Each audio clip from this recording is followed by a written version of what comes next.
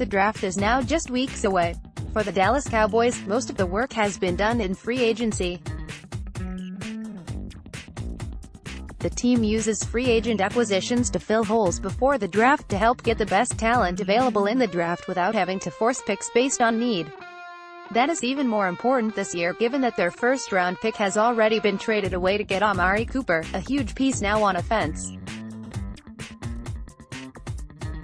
So where do they sit? Here is a projected depth chart based on players currently under contract. These are the names that seem most likely to make the 53-man roster after camp. There are some that you might wonder about not being included here, and we'll get to that later. But for now, here is a best guess.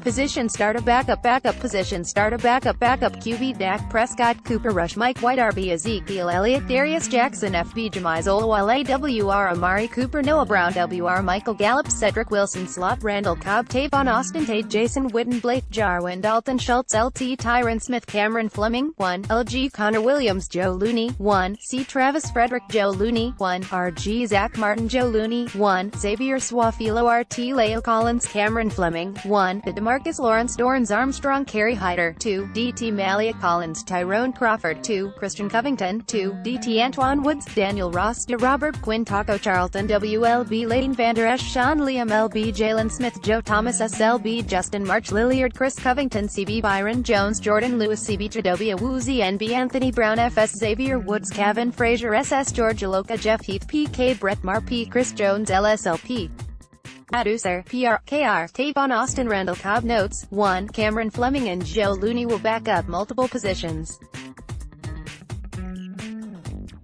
Given his usage last year, it is also almost certain that Xavier Suafilo will also make the team. They will likely add one more depth player on the line, possibly from among players already on the roster like Adam Redmond and Parker Ehringer. This, as with all other positions, could also be where a draftee is added if the value is right. 2. Tyrone Crawford, Kerry Hyder, and Christian Covington may all be moved around between end and tackle. Exact roles will be sorted out in camp. A little inside baseball. This was originally written after word surfaced that negotiations had resumed with DeMarcus Lawrence but before the welcome announcement that an agreement had been reached. Hope I made all the right changes. Now for those names not in this projection. Both Allen Hurns and Cedric Wilson are coming off injury, and Hurns in particular has a big question mark as to whether he will be able to go this year. But if either is able to get on the practice field, they will certainly be in the mix at wide receiver. Lance Lenoir is also going to be part of the equation, but he would have to break through, which he has failed to do so far. Fans of Rico Gathers are also going to wonder about him, but just chalk me up as believing that particular experiment has run its course. If he proves me wrong, great. I just don't expect it, not included as well as Randy Gregory, but the team seems hopeful that he will be in the mix at some point, possibly after a short suspension. For now, though, he is not being counted. There are several other players that are long shots but who could break through. This exercise focused only on those most likely to survive cuts. Additionally, the starter and backup designations are a bit arbitrary and subject to shuffling in some cases.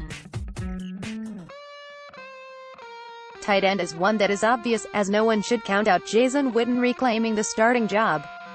And strong safety is likely to see Jeff Heath not giving up his starting job to George Aloka without a fight.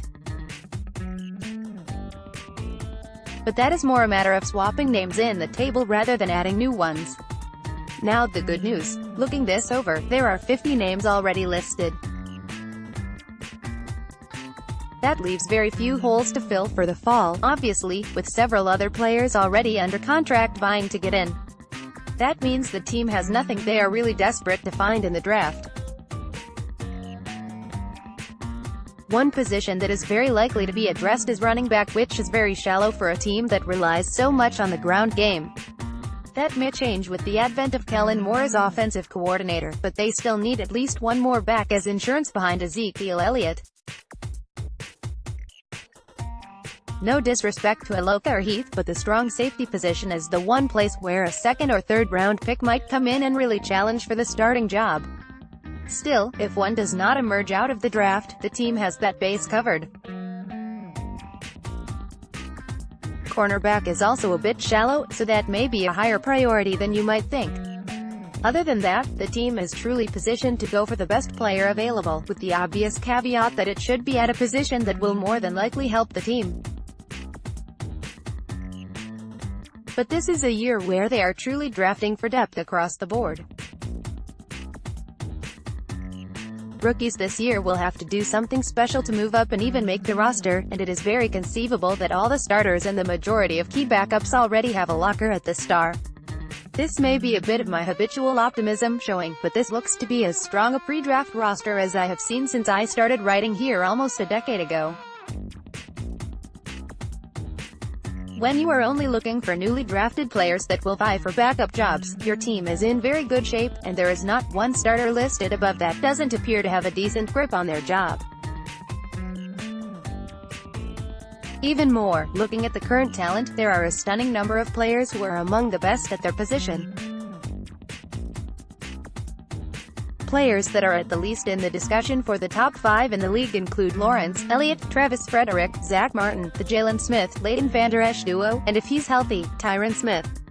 Arguments for top 10 placement can be made for Amari Cooper and Byron Jones. And if Dak Prescott is fully over the struggles from mid-2017 to mid-2018, he could sneak in there as well. This is truly a loaded team. One thing that could throw a spanner into the works is the ever-present threat of an injury in camp or preseason. Sadly, that always seems to happen, but the depth is also remarkably good. Dallas seems well prepared for whatever misfortune might occur. The lack of a huge need this year, like they had last drafted left guard, is incredibly valuable. With no pick until late in the second round, it frees them up to draft the most effectively.